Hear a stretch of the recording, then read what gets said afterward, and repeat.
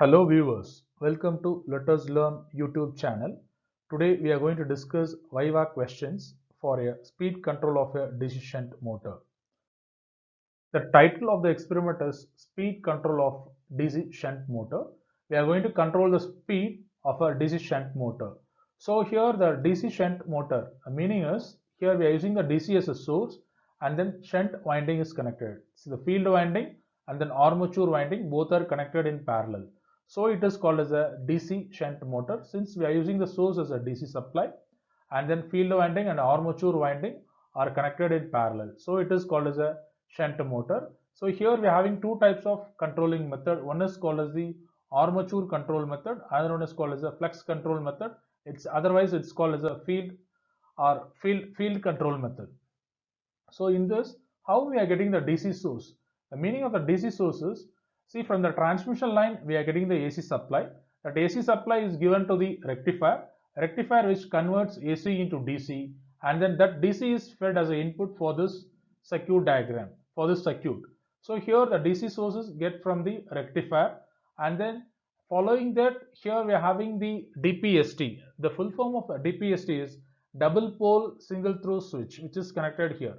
The meaning is we are having two poles, one is here, another one is here, double poles, single throw. If you throw once, if you move switch on or switch off, it will connect for the two terminals. So it is called as a double pole single throw switch. And following that, we are having the fuse carrier. Fuse is made up of small piece of metal wire. It is a protecting device which make the circuit in normal condition and break the circuit in abnormal condition. The meaning is the fuse, it will allow the rated current. If any excess current flows more than the 10 ampere, what will happen means the fuse wire or fuse metal get melt and then it won't give supply to the upcoming circuit. So fuse is a current limiting device and it is otherwise it's called as a protecting device. So next is ammeter.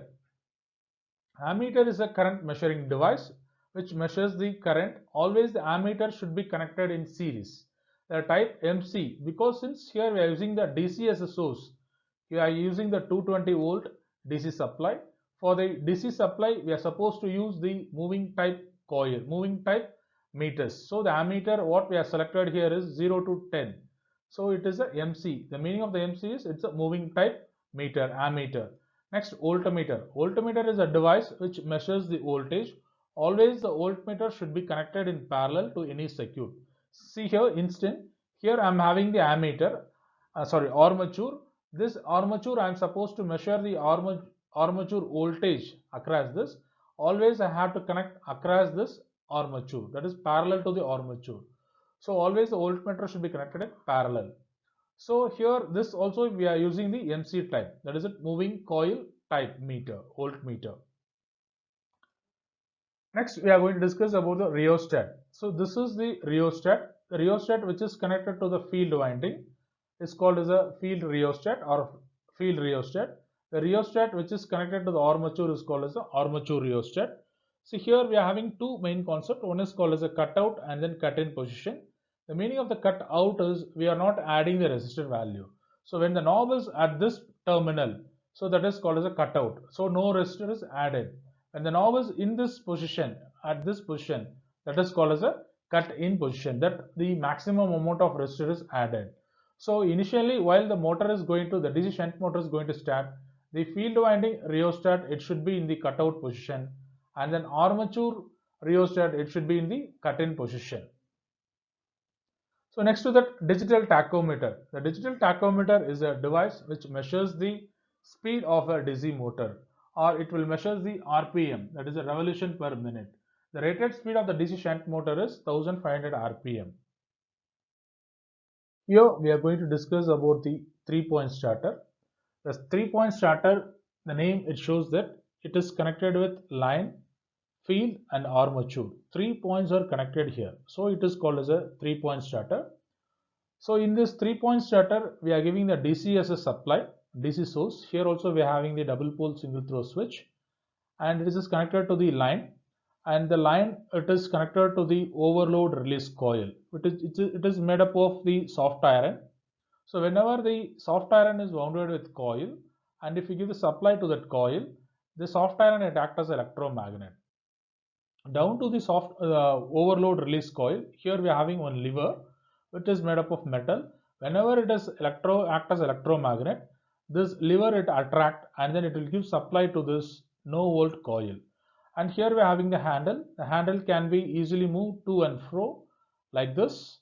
And then here the position 1, 2, 3, 4, 5 different type of studs are there. All the studs are connected in series. It is a series connection of resistance are there. So whenever the handle is moving in the position 1, at the time all resistors are in the account. So the total equivalent resistance is more. So the current which is flowing towards the field winding is very, very less. So initially the motor it tried to start, but the current value will be very less. So whenever the handle is moving towards the state 2, this R1 is cut down, it is cut out, and then we are having the R2, R3, R4, R5. So the equivalent resistance is slowly reduced, so the current value get increased, so the field winding get excited, so the armature it starts to rotate. So same fashion, if I am moving the handle from 1 to 2, 2 to 3, 3 to 4, 4 to 5, 5 to 6. Whenever it is coming to the state 6, that is at running position. In the running position, all the resistors will be cut out. So the resistor value is very, very less, and then the current value will be more. So if the field winding get excited, due to this field winding excited, this armature it starts to rotate. So this is about the 3-point starter. Why we are using the 3-point starter for the DC shunt motor? Because if we give the direct supply to the any motor, it may damage the winding of the motor, or the rated speed of the motor is 1500 rpm. The motor will run more than the rated speed, that is more than 1500 rpm. So it may causes some damage for the people who is using that motor, or sometimes the motor will throw off, so it may cause some accidents and it will damage the person who is handling that motor. So here we are using the 3-point starter. The 3-point starter is used to control the current and allow the motor to run in a desired speed.